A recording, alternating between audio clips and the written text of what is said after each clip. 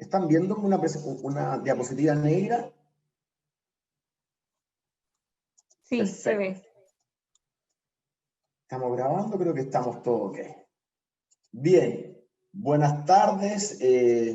Gracias por estar conectados. Mi nombre es Diego Bravo, soy profesor de la Escuela de Negocios de la Universidad Adolfo Ibáñez, pero también hago clase en casi todas las facultades, la verdad, de la Universidad Adolfo Ibáñez. Hago clase en psicología, en ingeniería, he hecho clases muchas veces también en artes liberales, así que la verdad que me considero un profesor de la universidad, en psicología, además de que soy psicólogo, estudié neurociencias, pero trabajo en una escuela de negocios y siempre tengo aquí hay unos coqueteos con la escuela de psicología, que me gusta mucho trabajar ahí, porque bueno, uno, soy psicólogo, y dos, porque tengo buenos amigos en la escuela de psicología.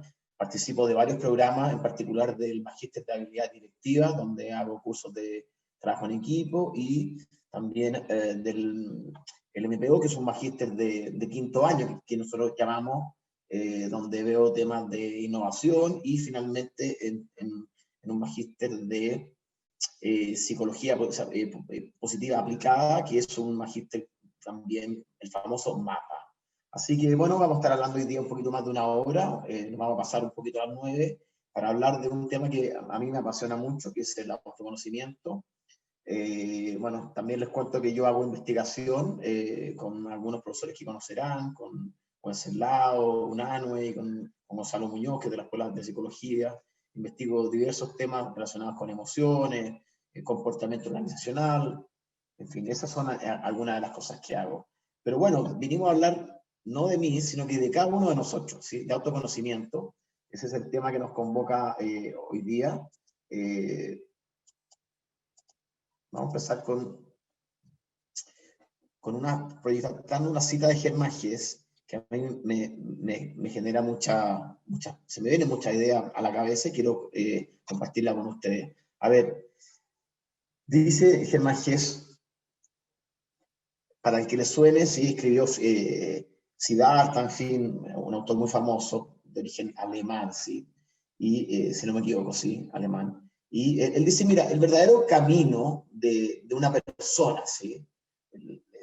Bueno, no lo traduzco textual, es encontrar el camino hacia sí mismo. El verdadero propósito, pudiéramos traducirlo, ¿cierto? Esta frase es difícil traducirla de manera textual. Sería algo así como el verdadero propósito, o el real propósito, ¿sí? En el fondo, Germán Hesse nos dice que lo más importante es esto de conocernos a nosotros mismos. ¿Qué piensan ustedes? Bueno, mientras van pensando, les comento que vamos a hacer un conversatorio donde ustedes me puedan interrumpir cuando quieran, porque a mí yo he asistido a charlas donde uno tiene que hacer las preguntas al final. A mí la verdad que no me gusta, porque las preguntas uno se lo ocurre en el momento y no las quiere postergar una hora.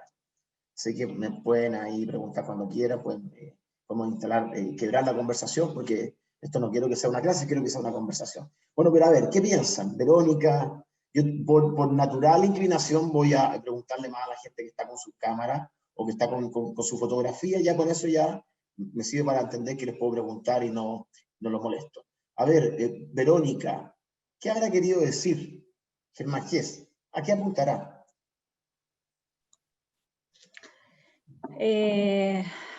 Bueno, la verdad es que yo creo que el tema de conocerse a sí mismo, sin duda que tiene una relevancia fundamental para que efectivamente uno pueda ser y hacer lo que realmente te apasiona, vibrar con y buscar las cosas que realmente te mueven. Muy bien. Muchas veces nos afanamos en otros aspectos que finalmente terminan generándonos una sensación de vacío. Bien, Verónica dice, mira, importante autoconocerse, entre otras cosas, porque podemos identificar qué es lo que nos gusta y dedicarnos a lo que nos gusta. Muy bien. Cristian, ¿se te ocurre algo más? ¿Por qué Germán Hesse le dará tanta importancia al tema del autoconocimiento? Hola, ¿cómo están? Muy bien, Cristian. Mira, me da la impresión de que de que, bueno, he leído a Hermann Hesse dos o tres libros. eh, yo creo que, y por mi experiencia también de vida, como que siento que esta búsqueda del camino hacia uno mismo, hacia el fondo, hacia el self, dependiendo de quién lo haya dicho, ¿cierto? Jung ya hablaba harto de esto, del camino, de la madurez. Bueno, hay muchas cosas que nos llevan a lo mismo. Yo creo que el camino hacia sí mismo es como la profesión fundamental, porque las otras varían o pueden cambiar si somos sujetos que se van transformando y van creciendo. Yo creo que una profesión como yo, por ejemplo, fui ingeniero 20 años, ingeniero civil industrial, y ahora estudié hace poco tiempo para ser terapeuta humanista transpersonal. Entonces, ese tipo de profesiones va cambiando en la medida que uno va creciendo y aprendiendo cosas. Pero la profesión por defecto es la profesión que tiene que ver por uno mismo. Sí, Ahí sí. hay un núcleo que si uno encuentra, si uno encuentra esa conexión, eso durante el camino me da la impresión de que no varía, va variando las cosas que Sí. están un poco más superficialmente, o sea que pueden ser vocaciones específicas por momentos específicos de vida, intereses específicos, pero hay una gran profesión que yo comparto la frase que tiene que ver con encontrar ese sí mismo para poder acompañarlo. Bien, un gran desafío, ¿eh? Bien, muchas gracias. Un gran desafío. Me quedo con eso. A ver. Bueno, yo creo que esto ya parece ser una obviedad, decir que el mundo cambió, porque claro, alguien va a decir, bueno, pero el mundo siempre ha cambiado, Diego. Sí, yo le diré, claro, siempre ha cambiado, pero nunca cambió tan rápido, ¿sí? Y eso ya genera una serie de complejidades. Un mundo cambiante ya genera desafíos, pero un mundo cambiante de manera tan dinámica como el que hemos visto los últimos 15, 20 años sobre todo, genera aún más desafíos.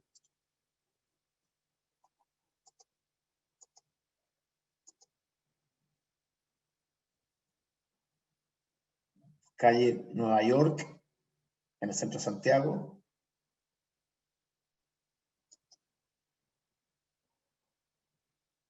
Metro Los Leones.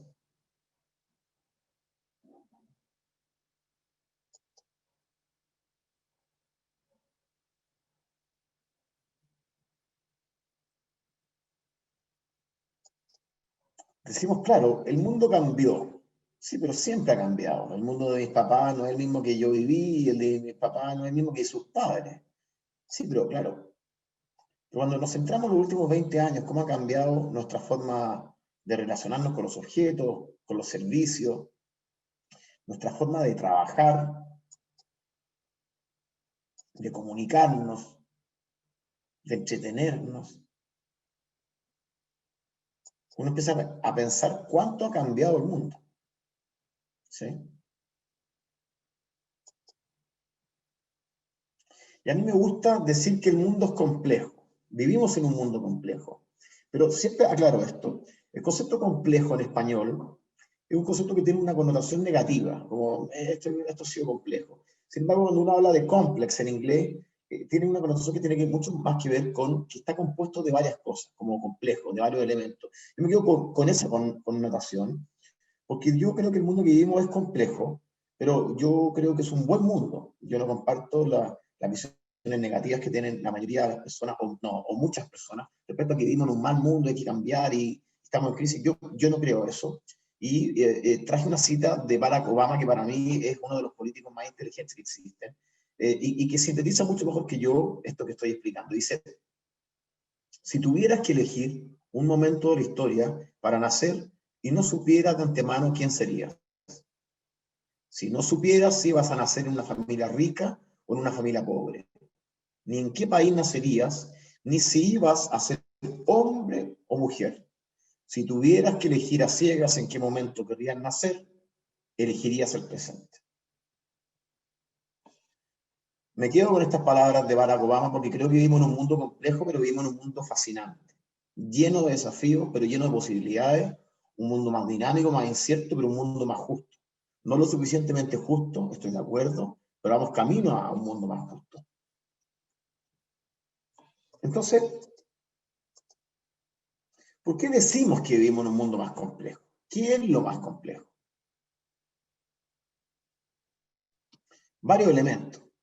Aquí voy a sintetizar algunos. Esta no es un análisis exhaustivo, porque aquí uno necesitaría una tesis doctoral o un libro de 1000 páginas para poder identificar los elementos críticos que definen a este mundo complejo. Yo tengo algunos, ¿sí? Decimos que es un mundo complejo porque vivimos una economía del conocimiento. Y eso ya de por sí es complejo, ¿sí? ¿Por qué? Porque la economía del conocimiento es algo que se da en la sinapsis de las personas, ¿sí? Lo que la convierte en muy dinámica, ¿sí? Y es muy interdependiente. Yo puedo mover ideas por el mundo, puedo hacer calzar ideas, y vivimos en una economía además cada vez más atomizada, donde nos compramos un computador que se fabricó una parte en la India, otra parte en Malasia, otra parte en Japón, y otra parte en China. Entonces tenemos una economía más integrada, que eso suena fantástico, suena cool. Hoy día tenemos buenas formas hemos mejorado mucho la logística, las operaciones, pero eso genera una serie de desafíos como la interdependencia, por ejemplo. Y una economía del conocimiento exacerba el valor de la innovación, de la creatividad, y eso es muy bueno. Claro, además una economía del conocimiento obviamente le da mucho valor a la información. Y aquí tenemos gigantes, empresas gigantes tecnológicas que manejan mucha información, que quieren manejar más información, y las preguntas que uno le pueden surgir sobre cuáles son las amenazas de eso son reales y son preocupantes, por cierto.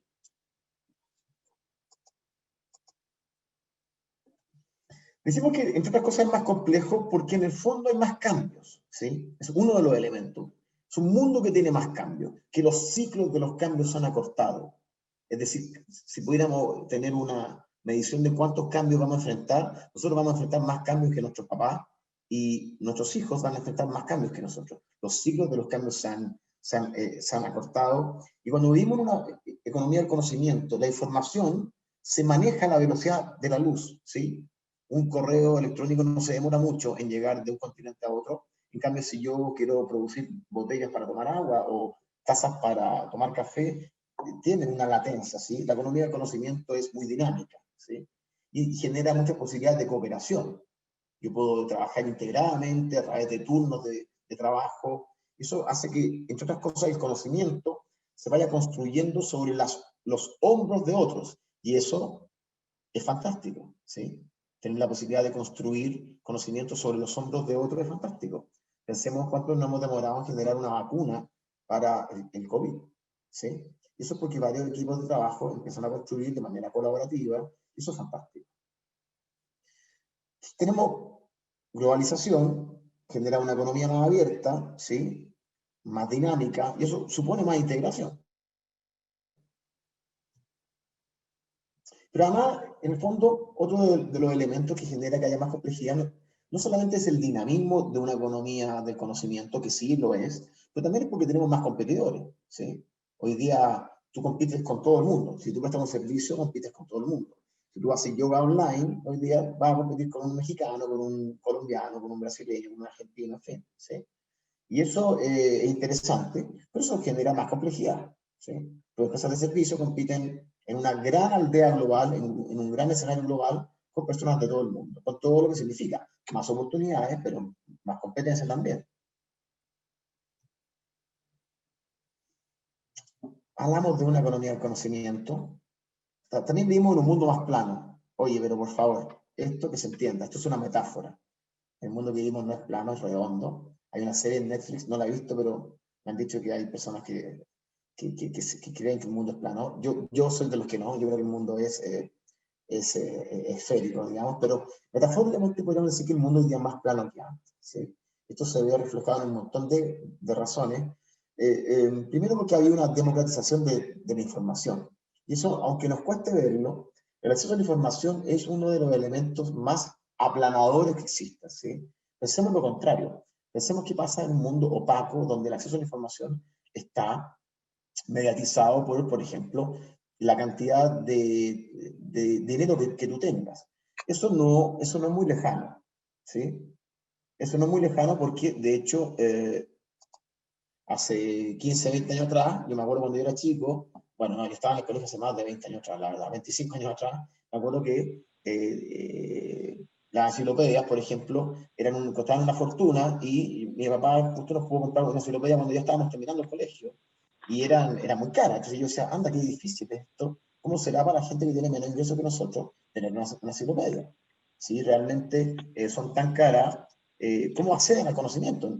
No era una época de internet, ni mucho menos, ¿sí? Y era una época donde si tú tenías menos plata, tú tenías menos acceso a la información. Hoy eso ha disminuido de manera dramática. En Chile la penetración de la tecnología es increíble, ¿sí? Y afortunadamente tenemos un acceso mucho más fácil. Pero eso no solamente tiene que ver con elementos de tecnología, sino que además hemos vivido una crisis de las instituciones, ¿sí? Alguna gente dice que son parte de las características del posmodernismo, un quiebre de los mega relatos, ¿sí? El cristianismo, el comunismo, el capitalismo, hoy día ya está.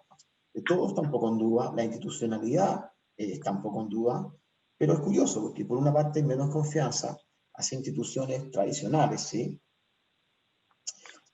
Hay más confianza hacia si tú quieres, una política de la calle, ¿sí? Popular, de las redes sociales, como una suerte de activismo de redes sociales que da cuenta de uno de los muchos fenómenos paradójicos que tiene este mundo complejo, ¿sí? Uno de los elementos complejos de este mundo es que cuesta reducirlo o definirlo en términos absolutos. No, este mundo hoy es mucho más integrado. Yo diría, depende. Hay elementos de mayor integración, pero también hay elementos que hablan de mayor polarización.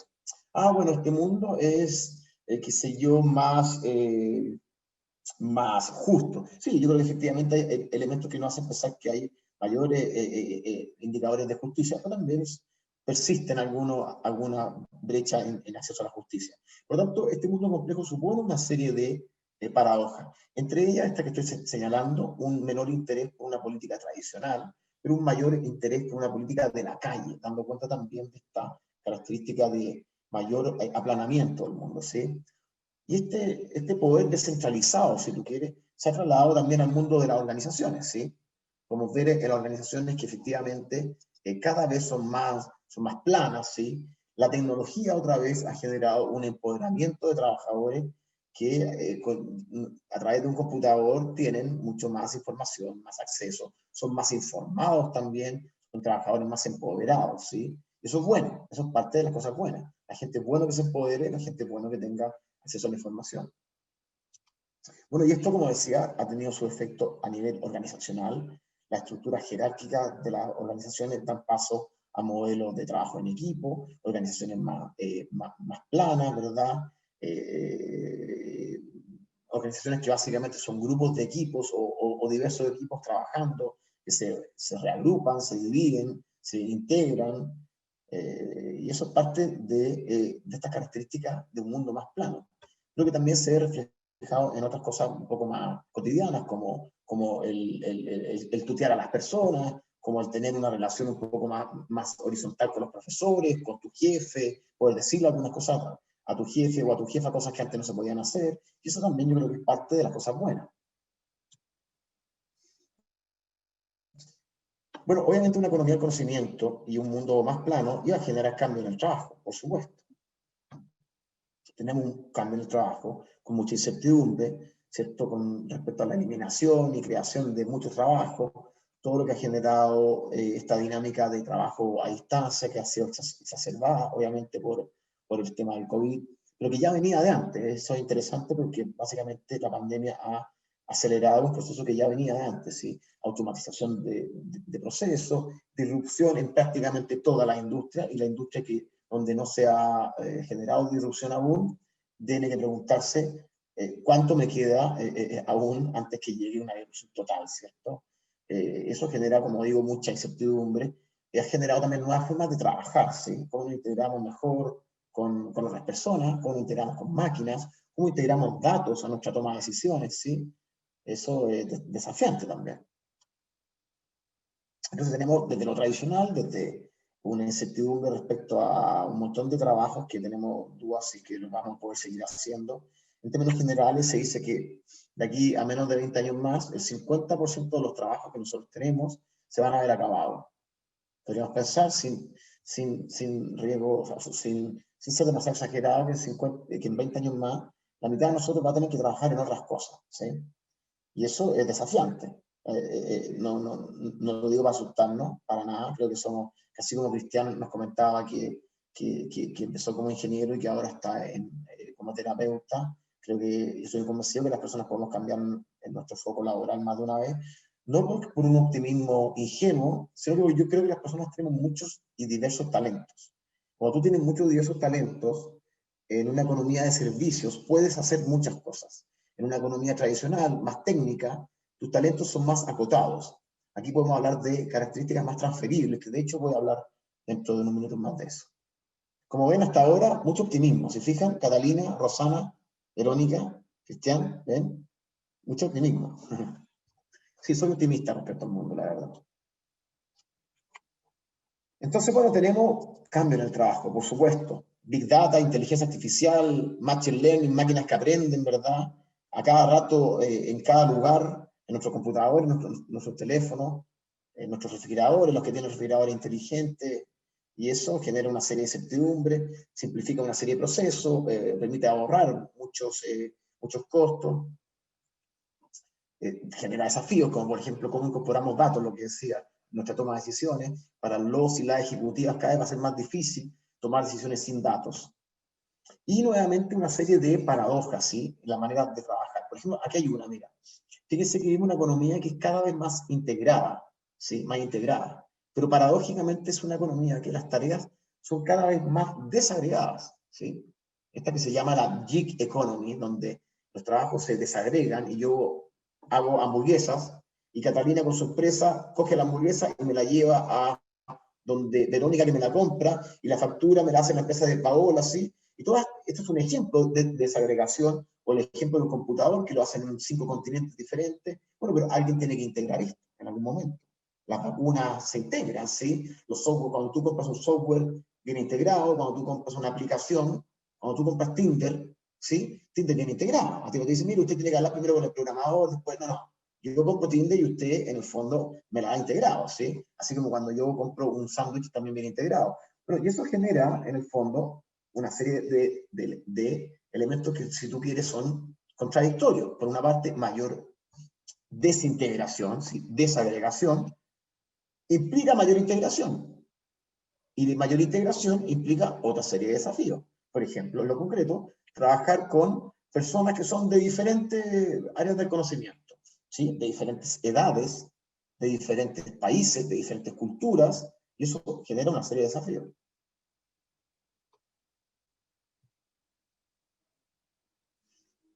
Tenemos entonces que la globalización, los avances tecnológicos, la hipercompetitividad de los mercados, generan, ya decía, mayor especialización, pero a su vez mayor necesidad de trabajo en equipo.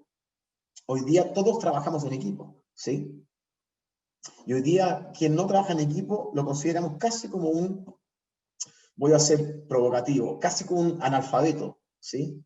Hace 20 años atrás uno casi no trabajaba en equipo, alguien que hoy día no trabaja en equipo, en un entorno de trabajo en equipo me refiero a, hay entornos de trabajo que no requieren trabajo en equipo, pero en un entorno organizacional de trabajo en equipo, quien no es capaz de trabajar en equipo, lo consideramos casi un analfabeto. Este cambio fue en 10, 15 años, ¿sí? Entonces esto implica, es muy interesante, porque implica trabajar en equipo, es fácil decirlo, pero trabajar en equipo es difícil hacerlo. Implica una serie de competencias, ¿sí?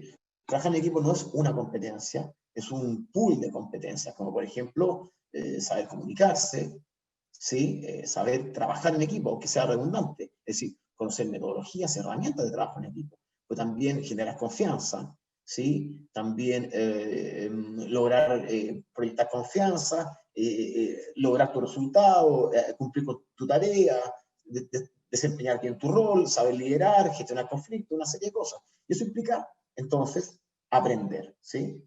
Tenemos un mundo más complejo, que implica nuevas formas de trabajar, y como a nosotros no nos han enseñado esas formas de trabajar, tenemos que aprender. Con todo, tenemos que esta famosa cuarta revolución industrial, la de los drones, computadores, máquinas que aprenden, esa es la cuarta revolución industrial, está generando una serie de cambios no solamente en el futuro del trabajo, ¿sí? Sino que en todo el mundo. Pero quedémonos con el futuro del trabajo, ¿sí? Nuestros trabajos están cambiando. Nuestra forma de trabajar está cambiando y va a seguir cambiando. Hasta aquí, dudas, preguntas. Andrea Godoy, Constanza, Miriam, ¿alguna duda, pregunta? Cuéntenme, interrúmpanme, por favor. Bueno, cuando tengan preguntas, me interrumpen. Oye, y todos estos cambios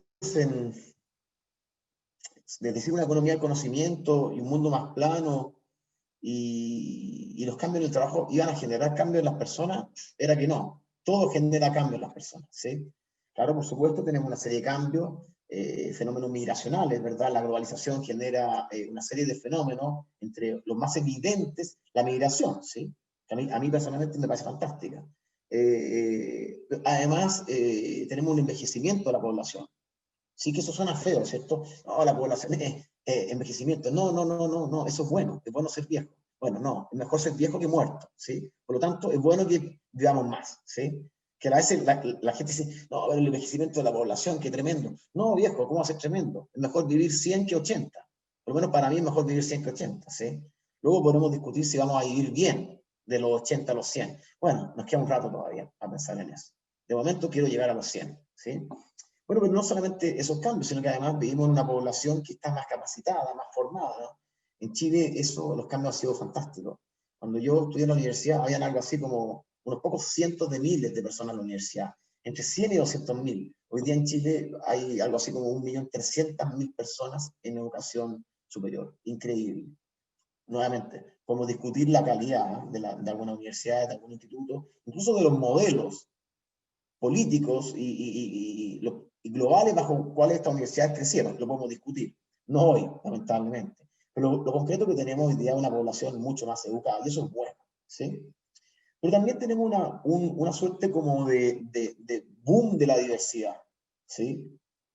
Yo digo que la diversidad está de moda. Cuando yo era chico, la diversidad era mala. Y a ti te discriminaban por ser diferente, hoy día la diversidad está de moda, y eso es fantástico, eso es muy bueno. Tenemos entonces una población que vive más, ¿sí? Estos colores amarillos que ustedes ven, amarillo o verde, no sé, yo me confundo los colores un poquito, pero estos colores de arriba, en el fondo, amarillo, indican el porcentaje de la población sobre 80 años, y si ustedes ven las proyecciones, cada vez más vamos a tener personas sobre 80 años, ¿sí? Por decirlo en pocas palabras. Eso va cambiando según los países, si tienen más o menos dinero, en fin, hay una serie de variables sociológicas y antropológicas que explican esto. Estos son cambios evidentes, ¿cierto? Pero también tenemos otros cambios, por ejemplo, sociales, si tú quieres, fenómenos migracionales, ¿sí? ¿Por qué pongo el caso de Chile? Porque el caso de Chile es muy interesante porque estos son fenómenos nuevos.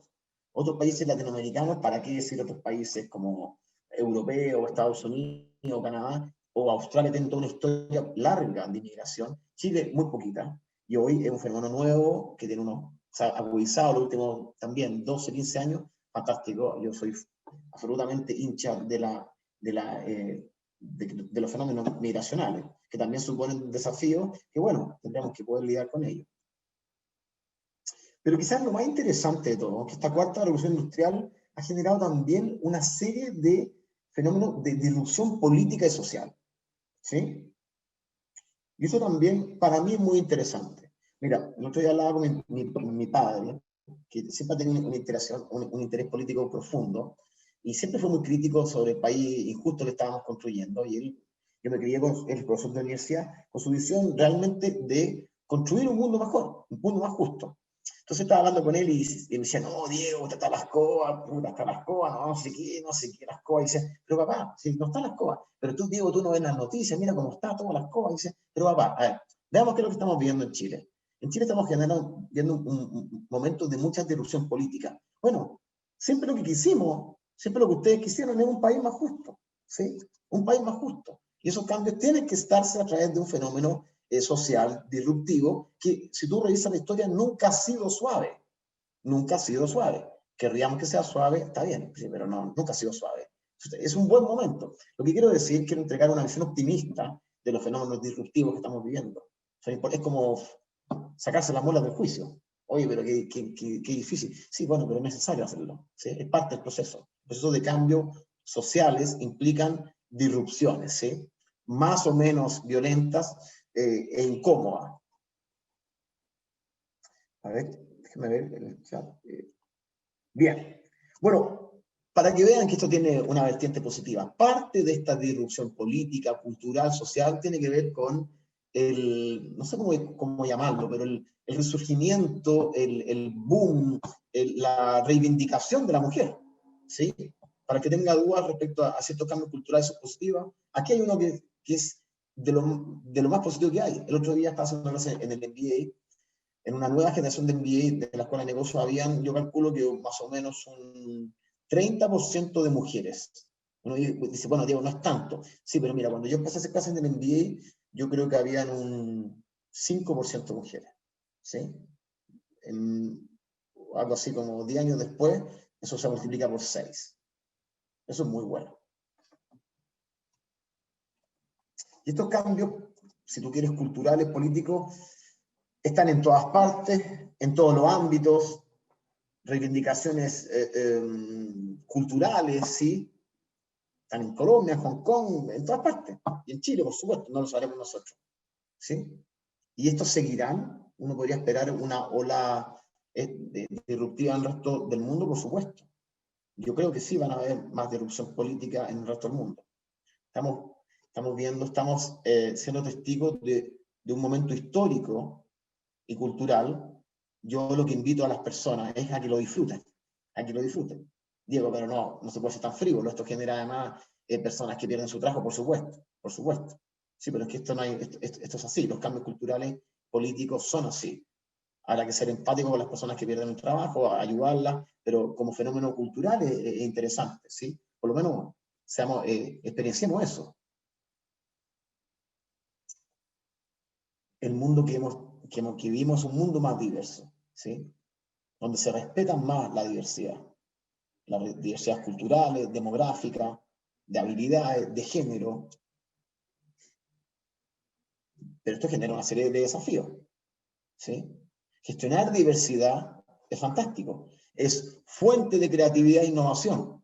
Las mejores ideas surgen en equipos diversos, pero más costosas. Los costos transaccionales aumentan cuando yo tengo más diversidad, ¿sí?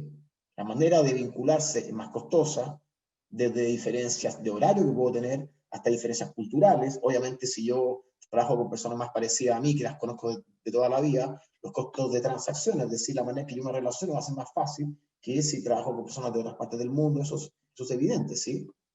Pero bueno, es parte de los desafíos que supone un mundo más diverso. Bueno, eso. Vivir en un mundo más diverso suena cool, suena bonito, es bonito, pero plantea una serie de desafíos. Ser más tolerante, ser capaz de integrar visiones diferentes. Bueno, ¿y el futuro? ¿Cómo será?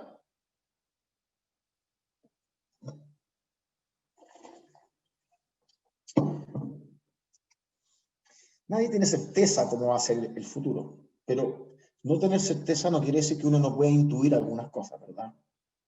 Por ejemplo, podemos intuir que va a seguir siendo incierto el mundo. No solamente por el COVID, que sí, pero ustedes recuerden que el mundo ya venía siendo incierto antes del COVID. Ya venía siendo incierto, ¿sí?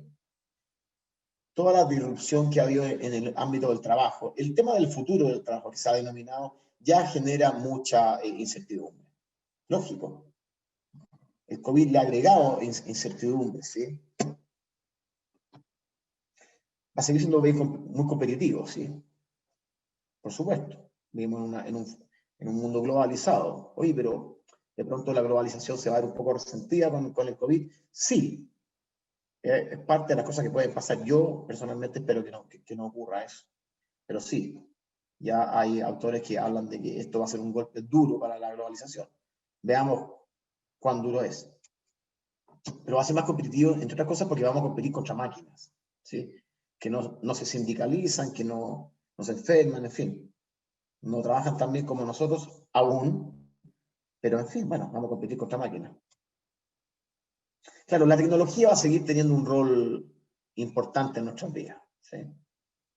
Y eso genera amenaza, duda, pero también ofrece un montón de oportunidades. Pensemos en la posibilidad de hacerle llegar conocimiento a las personas de una manera masiva y gratuita. Eso es fantástico, es realmente fantástico. Tener una población de gente más educada, con más conocimiento, más consciente de sus derechos, eso también es fantástico, ¿sí?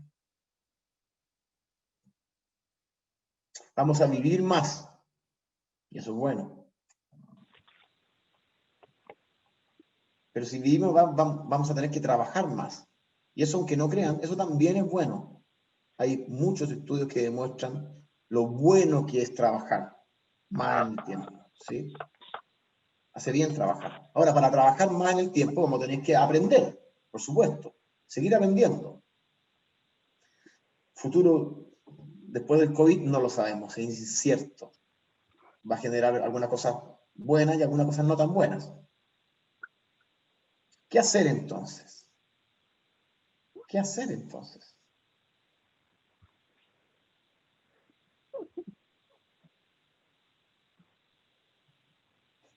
Marie Curie, doble premio Nobel. No hay nada en la vida que debamos temer. Solo debemos entender. Ahora es el momento de entender más para que podamos temer menos. Yo trabajo en una universidad que somos instituciones iluminadoras. Por lo tanto, no le temo al desconocimiento. Tenemos que profundizar, no temer. ¿Sí?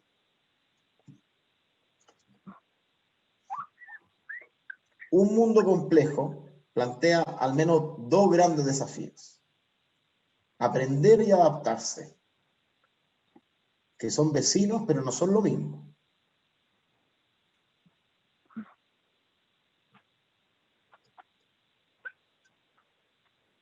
¿Qué aprender? ¿Cómo debiera ser este profesional del futuro, Diego? Porque queremos aprender. Difícil responder esa pregunta, po. Verónica, yo sé que me estabas haciendo esa pregunta mentalmente. Difícil responder esa pregunta. Porque en el fondo el futuro del trabajo es muy incierto. ¿Sí? Uno puede deducir algunas cosas. Sí, mira, va a haber más tecnología, por supuesto. Hay autores que dicen que esa tecnología, en rigor, no nos va necesariamente a desplazar, sino que nosotros nos vamos a integrar con la tecnología, ya sea como un armatoste que tú te pongas para levantar más cajas, o que tu toma de decisiones se mejore a través de análisis que te van a ofrecer los computadores. Perfecto, vamos a integrarnos mejor, por supuesto. Pero no está tan claro. Entonces, ¿qué? ¿No aprendemos nada? No, sí, vamos a aprender. ¿Sí? Y aquí está una propuesta que les quiero hacer yo. En rigor, en un mundo incierto, donde no sabemos qué es lo que vamos a tener que desplegar como capacidades, mi propuesta es trabajar en habilidades basales, ¿sí? Que sean transferibles a otros ámbitos, a diferentes ámbitos. Y desde donde tú puedas desarrollar habilidades secundarias, ¿sí? Esto sería como decir, mira, no sea especialista, sea algo así como globalizante, ¿sí? Desarrolla habilidades anchas, globales. Desarrolle meta habilidades, de donde usted pueda luego generar aprendizajes secundarios, ¿sí? Por ejemplo, como trabajar en equipo o liderar. Algunas de estas habilidades son comunicarse efectivamente. En cualquier mundo que nos toque trabajar, vamos a tener que comunicarnos efectivamente, colaborar. Una nueva economía, una economía de conocimiento supone colaborar, empatizar con las personas. Una economía de innovación, de creatividad, supone tener pensamiento crítico. Y un mundo incierto supone tener autoconocimiento. Porque si hay incertidumbre exterior, lo único que podemos hacer es desarrollarnos interiormente. Bien.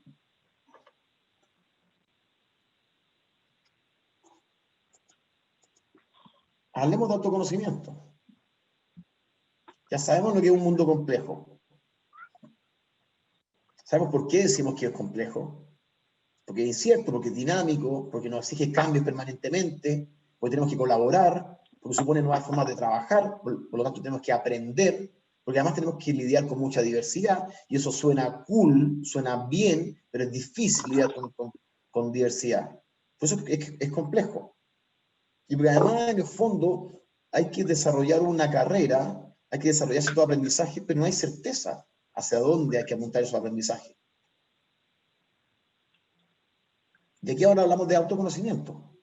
Cómo el autoconocimiento nos puede constituirse en una plataforma desde donde elaboremos estos aprendizajes secundarios. Y el autoconocimiento siempre me ha gustado pensar que es como viajar hacia atrás y hacia adentro. ¿Se le ocurre por qué? ¿Por qué diré que es como viajar hacia atrás y hacia adentro?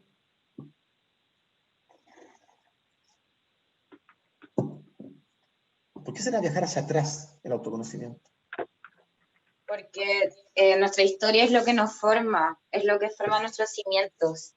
Muy bien, porque supone revisar tu historia. Muy bien, Daniela. ¿Y hacia adentro por qué? ¿Por qué será? Me tengo que ir hacia adentro. Porque como yo interpreto el mundo externo, viene desde adentro, desde lo que soy, no solo mi historia. Perfecto. Y porque para conocerse tengo que ir adentro, pero bien adentro, ¿cierto? Bien adentro. No me sirve mirarme en el espejo. Tengo que hacer conexiones, elaboraciones, preguntarme cosas, Y tal vez identificar... ser conciencia. Perfecto. Identificar pautas que se repiten, ¿verdad? Bien. El autoconocimiento, que muchas veces es triste y melancólico. Y hoy día conversaba con la directora del MBA que yo le decía que buena parte de las razones por las cuales yo creo que las personas tienen poco autoconocimiento es porque genera una relación de amor y odio, ¿sí? Sabemos que es importante, pero es difícil, es incómodo. Nos plantean, nos ponen en escenarios difíciles, ¿sí? Y como apunta a darnos cuenta, a conectar, también nos muestra cosas que a veces son dolorosas, ¿sí? Ahora, así como la ignorancia hay que iluminarla, los demonios, de alguna manera, yo no creo que las personas tengamos demonios, es una metáfora, hay que iluminarlos, no hay que barrer el polvo debajo de la alfombra. Entonces, este proceso de autoconocimiento, si bien es difícil, es liberador, ¿sí? Porque cuando iluminamos estos demonios nos damos cuenta que los tenemos y podemos luchar contra ellos. El autoconocimiento tiene que ver con conectar mi ser con mi hacer. Es decir, cómo yo entiendo, conecto lo que me pasa en la vida, mi hacer, cómo trabajo, cómo hago familia, cómo me relaciono con mi pareja, cómo hago deporte, cómo le respondo a mis clientes, cómo me colaboro con mi equipo, con mi ser. ¿Cómo se conecta eso? Si soy una persona muy ansiosa, mi forma de vincularme con mi pareja va a generar una relación característica, ¿cierto? Si yo soy ansioso con mis colaboradores, también va a generar un tipo de relación, ¿sí? Cuando yo empiezo a conectar mi ser con mi hacer, empiezo a darme cuenta de cómo soy, ¿sí? Esto supone plantearse e intentar responder algunas preguntas. Perdón, voy a encender la luz, un poco oscura. Bueno, esto supone hacerse y plantearse algunas preguntas, como por ejemplo, ¿cómo mis decisiones han ido construyendo mi vida? ¿Sí? ¿Sí? ¿Cómo las decisiones que yo he tomado han construido mi vida? ¿Sí? En un acto concretísimo de ser y hacer. Yo hice una decisión y esa decisión hizo que me pasara algo. ¿Sí? Yo decidí casarme, hice, y eso me transformó en un ser, en un padre, en un esposo, ¿sí? Yo hice separarme y eso me transformó en otra persona. Pero también conectar cómo se relaciona mi estilo de personalidad con mi forma de trabajar, ¿sí? Mi apertura a la experiencia, cómo se conecta con mi forma de trabajar, mis niveles de adaptabilidad, cómo se conectan con mi forma de trabajar. Pero también, ¿qué valores guían mi vida? ¿Sí? ¿A qué cosas le digo que no? ¿A qué cosas le digo que sí? ¿Qué cosas son prioritarias para mí? ¿Qué cosas son innegociables para mí? y una suerte de arrojo hacia adelante también, ¿cierto? Que yo digo, ¿cuáles son mis sueños? ¿Hacia dónde quiero ir? ¿Hacia dónde me quiero mover? Como el hombre proyectado hacia adelante, ¿cierto? El ser humano es un animal que está permanentemente proyectado hacia adelante. Nos compramos casas a créditos, construimos familia, leemos libros, hacemos deporte para estar mejor, nos lavamos los dientes para que no tengamos caries, ¿cierto? Estamos arrojados hacia adelante.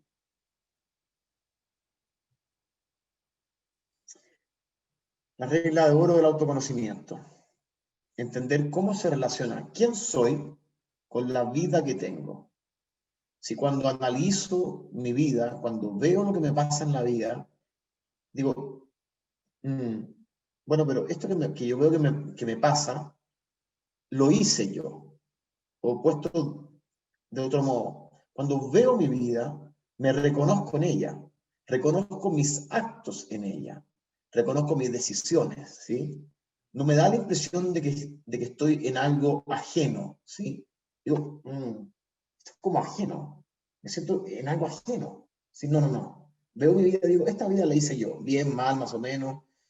Si usted, cuando mira su vida, conecta su ser con su hacer, eso quiere decir que se conoce bastante, ¿sí?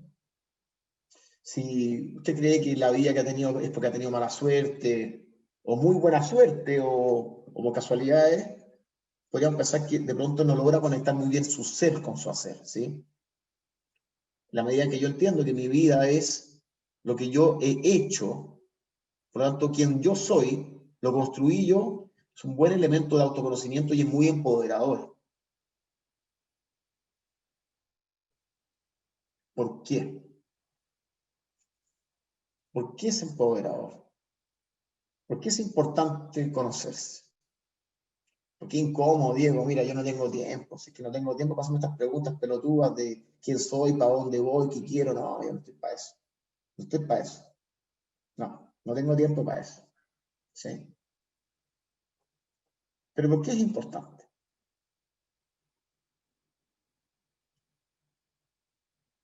Yo creo que muchos de ustedes habrán leído a Humberto Maturana, ¿cierto? Y su fantástica teoría de la autopoiesis, que yo soy un convencido que la mayoría de las personas no logra dimensionar realmente lo que implica la teoría de la autopoiesis. No porque crea que no la entendieron, ¿eh? Sino que porque yo creo que no alcanzamos a dimensionar los alcances de esta teoría. En la práctica, estos autores dicen, ¿qué es lo que son los seres vivos? Esa es su pregunta de investigación. Y estos autores responden a esta pregunta diciendo, mira, básicamente los seres vivos son organismos que se crean a sí mismos. Son organismos autopoieticos. Poiesis, creación. Se autoproducen. Entonces uno dice, bueno, claro, en realidad, yo como, por ejemplo, yo en la mañana como, y como, en el fondo, comer me permite generar un metabolismo que a su vez me permite que mi funciones se generen, en fin. Y también cuando hace mucho frío, por ejemplo, yo me pongo una chaqueta y eso hace que impide que me muera de frío. Incluso más, cuando cruzo la calle, miro para todos los lados, para que no pase un auto, y eso va a ser lo que me estoy haciendo. ¿Se entiende, no? Porque si cruzara la calle como loco, me atropellan y ya no sería. Sin embargo, soy. Tengo la capacidad de ser, ¿sí? Una piedra no puede hacer eso. Esta taza no se hace a sí misma, ¿sí? Bueno, pero esta capacidad autopoyética es mucho más profunda de lo que creemos. Incluye, por ejemplo, cambiar nuestra materialidad, ¿sí? Yo me puedo teñir el pelo, me puedo, qué sé yo, dejar bigote, o adelgazar, o puedo engordar, pero también puedo cambiar mis comportamientos, o mi forma de ser, o mis actitudes, y eso es increíble. Eso es increíble. ¿Lo has pensado alguna vez? ¿Puedo cambiar mi forma de ser? Si soy una persona intolerante, me puedo hacer más tolerante. Si soy una persona poco empática, puedo desarrollar mis capacidades de empatía, de compasión. No digo que sea fácil, pero lo puedo hacer, ¿sí? Y si soy una persona un poco apática, puedo tomar decisiones que me ayuden a ser una persona más proactiva. Y eso es fantástico, ¿sí? Para poder cambiarse, ¿sí? Tenemos que entender cómo funcionamos.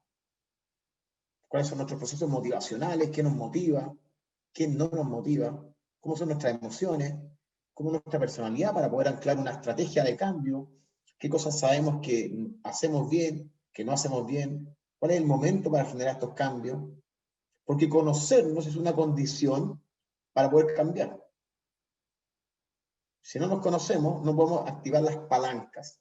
Siempre pongo este ejemplo. Los gringos hablan de palancas de cambio. Si usted quiere cambiar a una persona, quiere generar un cambio en alguien, identifique cuáles son las palancas. Ah, y cuando yo me quiero cambiar a mí mismo, ¿puedo identificar las palancas? Por supuesto, usted debe identificar cuáles son sus palancas. ¿Sí? Esas son las palancas. Pero eso supone un ejercicio de autoconocimiento. Por otra parte, el autoconocimiento contribuye a generar despliegue de narrativas personales. ¿Sí? Cuando yo me conozco y digo, mira, yo soy una persona que le gusta hacer esto, y que le gusta pensar y escribir y estar con su familia, lo que usted está haciendo ahí es construir una narrativa. De hecho, yo en mis clases, aquí hay algunos estudiantes que yo tenía en clase, nosotros construimos narrativas, los hago escribir. Escriba ahí, en una hoja, ¿quién es usted? Porque cuando tú te conoces, tú lo que estás haciendo es construyendo una narrativa. ¿Por qué? Porque somos seres narradores. Nuestra única manera de comunicarnos, incluso cuando nos comunicamos con nosotros mismos, es a través de narraciones. No tenemos otro lenguaje, ¿sí? Narramos permanentemente, ¿sí? Y cuando tú narras sobre tu identidad, robusteces tu identidad. En un proceso que ya es la materialización más concreta de la autopoiesis. Cuando yo digo, mira, yo, Diego, soy profesor, para mí es muy importante el conocimiento, me encanta ayudar a las personas a aprender. Lo que estoy haciendo yo ahí es robusteciendo mi identidad, estoy reforzando mi identidad. ¿Sí? Entonces, si mañana me dicen, Diego, mira, te queremos contratar en un puesto en una empresa, yo le digo, no, mira, muchas gracias, la verdad, yo soy profesor. Eso es mi vida, ahí estoy yo, ahí está mi naturaleza, mi forma de ser, ahí estoy yo. ¿Sí? Pero yo tuve que hacer un ejercicio de narración. Cuando me pregunté, cuando reflexioné sobre lo que me pasa, sobre lo que quiero. Finalmente, hay muchos beneficios del autoconocimiento, ¿sí? Para construir una identidad robusta, desde donde te puedas desarrollar. Para gestionar bien tus recursos, necesidades, tus capacidades, deseos, anhelos, ¿verdad? Para identificar muy bien tu fortaleza, lo que te gusta y poder diseñar estratégicamente tu carrera profesional, ¿sí? ¿Qué quiero? ¿Qué no quiero? ¿Sí? Para poder estar mejor preparado para aprendizajes que vas a necesitar. Eso seguro, vas a necesitar aprendizajes secundarios, conocerte cómo aprendes, cómo te motivas, en qué eres bueno, en quién no eres tan bueno, te va a ayudar en esos procesos secundarios. Y para encontrar el propósito de tu vida, ¿sí? ¿Qué es lo que quieres hacer el resto de tu vida? ¿Sí? ¿En qué te haría feliz? ¿Qué es lo que quieres, cómo quieres contribuir al mundo? Estas son cosas que no brotan fácilmente, uno tiene que ir elaborando, tiene que ir pensando, ¿sí? Y esto es un proceso largo, es un largo camino de conexión entre el ser y el hacer.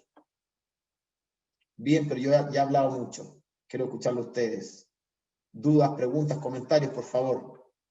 Tenemos por lo menos unos 15 minutos para conversar, preguntar. Soy todo oído, por favor. Diego, Catalina. sí, yo creo que el autoconocimiento es la base y creo que nos cuesta mucho mirarnos hacia adentro, reconocernos hacia adentro, quiénes somos, quién soy, para dónde voy, qué es lo que quiero, esas preguntas como bien típicas. Yo creo que la conciencia desde entender cuál es mi propósito, cómo yo quiero enfrentarme a estos nuevos desafíos, a lo que se viene, a esta incertidumbre, viene desde la motivación. Es como que yo a mi hermana le digo, cuando le hablo de estos temas que a mí me encantan y que yo trato como de transmitirlo porque me apasiona, ella me dijo, uy, que soy latera, ¿sabes qué? No me gusta, no, yo no quiero saber nada, tú me aburrí. Y efectivamente pueden ser lateros, pueden ser súper fome los temas, pero en definitiva yo creo que, y creo en que en que conocerse y este frenazo del mundo, porque como que el mundo frenó y quedamos todos así como medio Claro. amontonados, tratando de ir recuperando, ¿no? Ha sido maravilloso. Ha sido un espacio interno que debemos de aprovechar, que no debemos de perder, que no debemos de dejar pasar, porque son etapas y procesos que uno vive solo una vez. Entonces, yo creo que el autoconocimiento en sí es la clave. Si uno va como caballo, y así veníamos, pues, si veníamos como caballos trabajando, ya, yo me iba a las 7 de la mañana, llegaba a las 9, una vertiginosidad absoluta. Sí. Y ahora he disfrutado mi familia, he disfrutado cosas sencillas, sencillísimas. Creo que volver a eso Sí, como lo que el pasa es que centro de la además estamos en una inercia, Catalina, además esa inercia tampoco es tan gratuita, lo que pasa es que en el fondo también somos herederos de un modelo de educación que básicamente puso el énfasis en aprender lo que está allá afuera, ¿sí? Es un modelo de educación más técnico que básicamente era, mira, el mundo es complejo en términos de que hay muchas cosas por aprender allá afuera, ¿sí? Y intentemos aprender harto, las capitales de los países, la fórmula matemática, o sea, perdón, la fórmula química de los productos. Entonces era básicamente una ansia por aprender mucho y hoy día nos hemos dado cuenta que el aprendizaje tiene que ir en otra línea, tiene que desarrollar más bien meta habilidades. Por lo tanto, estamos aprendiendo de nuevo, aprendiendo a aprender. Muy bien. Pero es maravilloso el momento.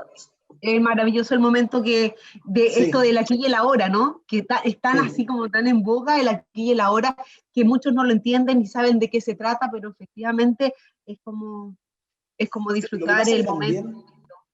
Estos temas es siempre complicado hablarlos con tanta, así como decir que las cosas andan tan fantástico, porque hoy día fui a caminar un poco por Providencia, aprovechando antes que nos encierren, y veía la cantidad de tiendas cerradas, porque ya como las conozco, y yo decía, chuta, qué drama hay atrás de cada una de las tiendas cerradas.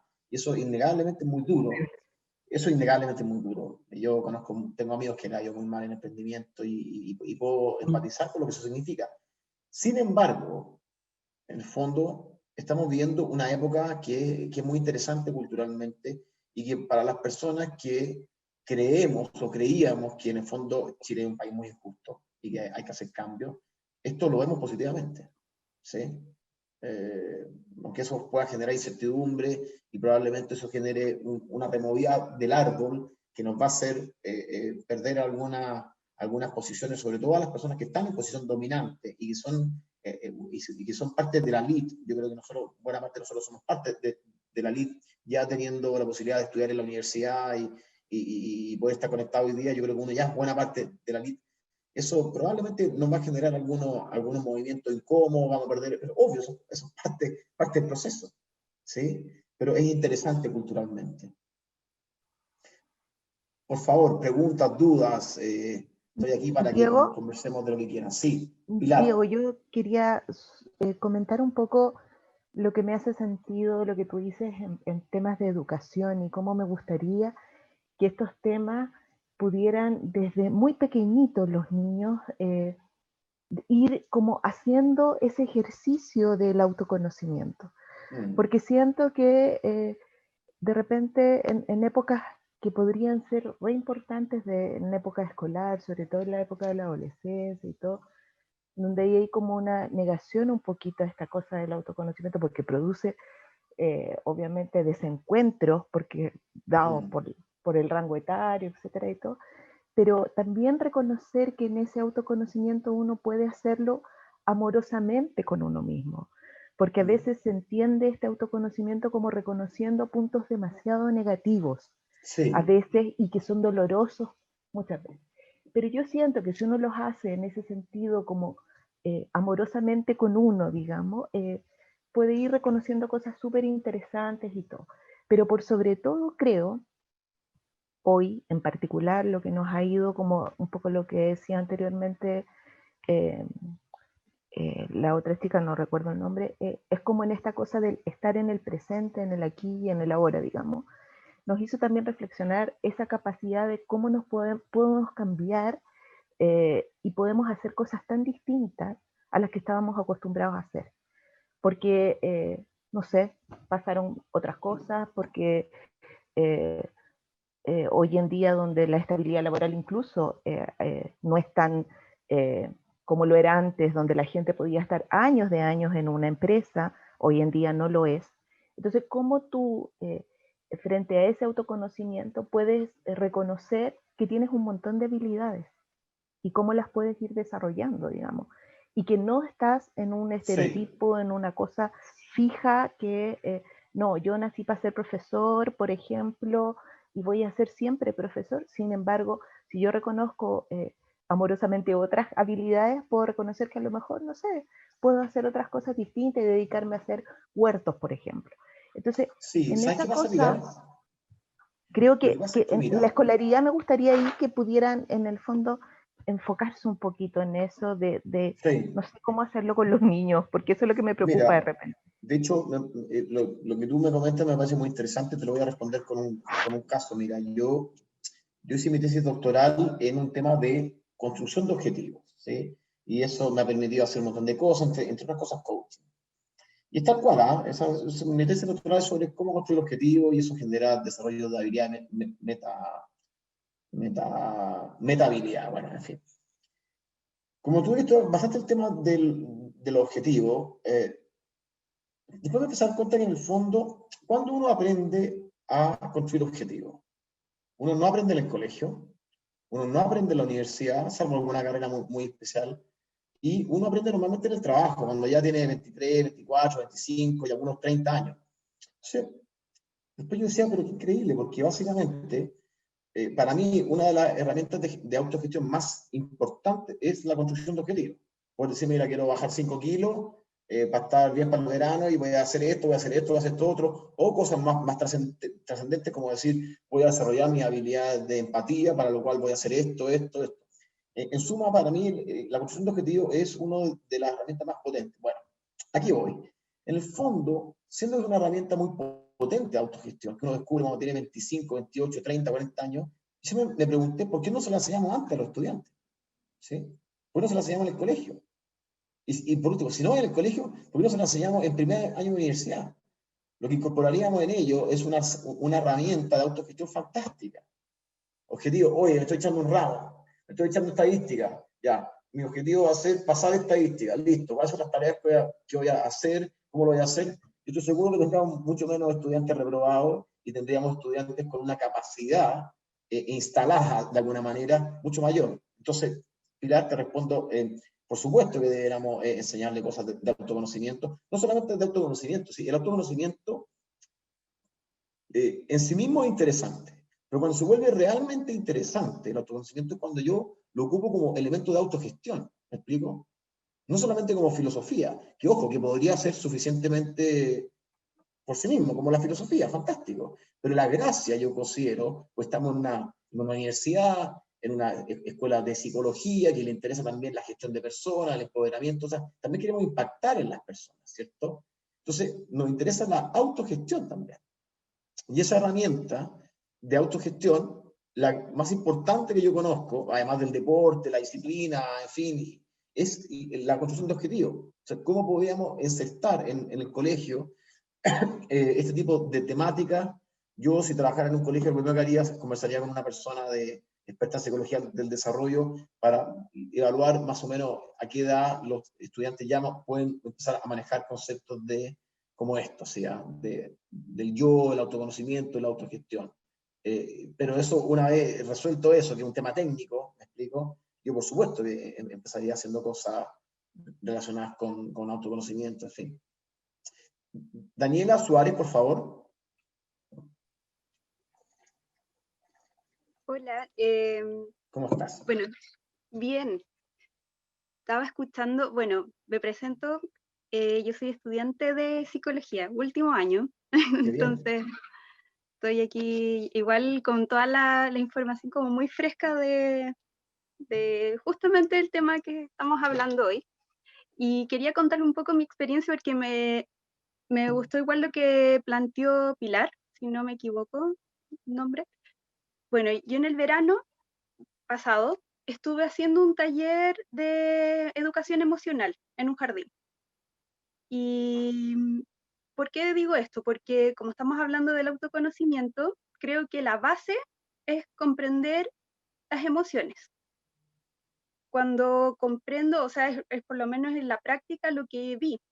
Cuando los niños lograban comprender, estoy hablando de niños de 2 y 3 años, les hice un taller que yo mismo lo creé, un taller que mezclé mindfulness, y mezclé varias cosas, educación emocional en general, y les empecé a enseñar de las emociones con emoticones, porque eso es como algo muy habitual. Ahora los niños chiquititos, muy pequeños, ya conocen y reconocen las imágenes de los emoticones y todo.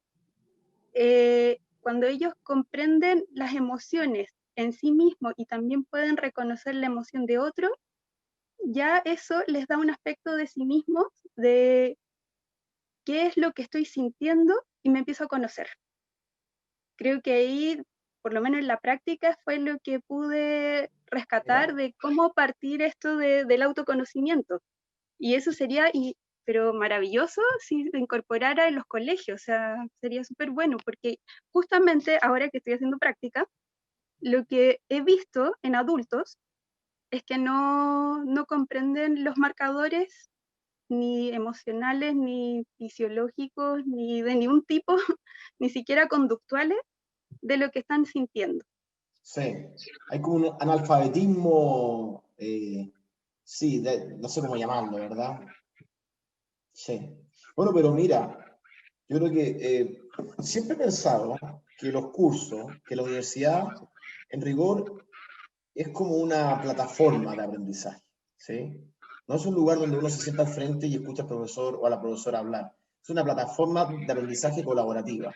Y acá hay un ejemplo muy concreto, ¿cierto? Acá yo creo que acá hay un espacio de colaboración fantástico. Aprovechenlo, comuníquense, dense los correos y ojalá que puedan hacer algo juntas, ¿cierto? Mira, voy a responder. Bueno, mira, nada, nos quedan un par de minutos. No sé si alguien puedo responder una última pregunta, porque me imagino que todos también se querrán ir a descansar. Si alguien quisiera comentar algo, muy pertinente sus comentarios, o hacer alguna pregunta, por favor.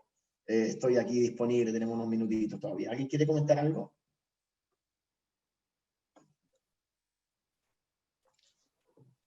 Sí, yo Verónica, quería preguntar, hoy día se habla mucho de que los nativos digitales tienen ciertas habilidades y también ciertas desventajas, ¿no?, respecto a otras generaciones.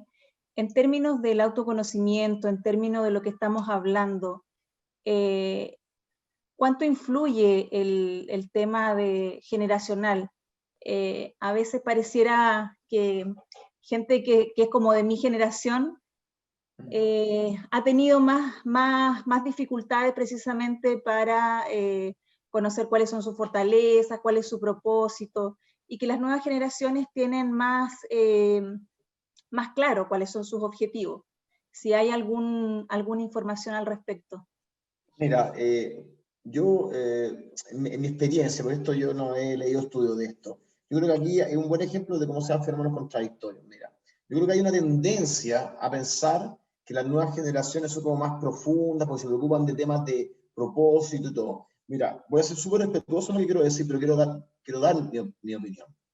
Yo no creo eso, yo no creo que sean más profundos. Yo creo que lo que sí son, yo trabajo mucho tiempo con millennials y me encanta trabajar con ellos. O sea, y de hecho no comparto las críticas que la mayoría de la gente tiene sobre ellos, para nada. Pero yo no creo que sean más profundos. Yo creo que son una generación que está mucho más empoderada. Por lo tanto, se permite las preguntas por el propósito, se permite la necesidad de la calidad de vida en el trabajo. Que las generaciones de mayores años era un lujo que no se podían permitir. Esto ¿cómo? Pues es trabajo, pues, ¿cómo esto que te tiene que gustar? No, pues es trabajo. Por lo tanto, yo creo que hay un elemento contradictorio, es decir, son más empoderadas, por lo tanto le importan algo, se atreven a hacer preguntas que nosotros no nos hacíamos, ¿cierto? Pero no creo que sean necesariamente más profundos. No porque crea que sean menos profundos, pero no creo que haya razones para pensar que haya más profundidad. Y si le metemos más encima el tema de la tecnología y esta especie de casi que adicción a la tecnología, yo me atrevería a pensar, sin ser muy riguroso, que hay menos profundidad, de hecho, porque la profundidad se logra a través de ciclos largos, de tiempo, aburrimiento, preguntarse, caminar, responder. La tecnología te va formando o te va deformando en un sistema de ciclaje corto. Y eso no es muy ayudador para autoconocerse, diría yo, pero creo que pueden haber visiones que vayan en otra línea. Bien, Claudia, y terminamos, por favor. Claudia. No, aquí habla Guillermo. Diego, muchas gracias por tu Guillermo, excelente perdón. exposición. Solamente un Muchas gracias. comentario. Pareciera ser que la línea de tiempo, de repente las personas, en mi caso, descubrimos la necesidad de trabajar en este autoconocimiento. Y me recordaba una frase de Mafalda cuando dice, para el mundo que me quiero bajar. Y Sí. lo dijo mucho tiempo después de su creación, digamos. Entonces, en ese orden de idea, por lo que yo he leído, tal vez este autoconocimiento es el camino más virtuoso para poder encontrar libertad y encontrar felicidad. Y cuando tú empiezas a leer distintas ponencias, te das cuenta de que esta especie de despertar de conciencia te permite avanzar hacia lo que es en el fondo la formación, la creación de tu propia realidad a futuro en forma más segura que viviendo en la ignorancia. Muchas gracias. Sí, estoy de acuerdo, bien, estoy de acuerdo. Sí, me quedan dando vueltas en la idea, muy bien, excelente. Daniela, por favor. Sí, yo quería decir lo último, que es súper importante el tema del autoconocimiento. A mí me gusta mucho leer acerca de libros como de autosanación, autoconocimiento, de diversos autores que a veces tienen que ver con la psicología, a veces tienen que ver con métodos más complementarios, más alternativos, y habla de esto. De hecho, en temas de espiritualidad también se toca el tema de autoconocimiento y cómo reforzar el mundo de adentro y conocerlo y saber que te gusta y ser amable Sí. contigo mismo. Ayuda mucho que tengas buenos cimientos para que todo lo que pasa externamente ya te pueda afectar. Todos somos humanos, todos tenemos sentimientos, etcétera, pero nos ayuda a estar con nuestros cimientos fuertes para que no nos abata tanto. Sí, sobre todo, Daniela, si además si consideramos que las personas como que nos vamos construyendo desde adentro hacia afuera, ¿cierto? O si tú quieres, desde abajo hacia arriba. Por lo tanto, uno podría considerar que el autoconocimiento es un elemento como core que uno debería tener, ¿cierto? Y sobre este autoconocimiento que te permite identificar tus necesidades, tus talentos, tus propósitos, empezar a construir alrededor una corteza con más elementos, ¿no? Bien, bueno, les quiero agradecer mucho su tiempo, se pasó muy rápido esto, ¿cierto? Vamos a tener que repetir. Le agradezco a todos y a toda su participación, espero que estén muy bien. Quise además intentar entregar una visión optimista, son tiempos difíciles, pero son tiempos interesantes, fascinantes, hay que aprovecharlo. Les mando un abrazo a todos y a todas, que les vaya muy bien. Chao. Chao, cuídense. Gracias, adiós. Chao. Gracias. Chao a todos. Chao. Chao, muchas gracias. Gracias, adiós.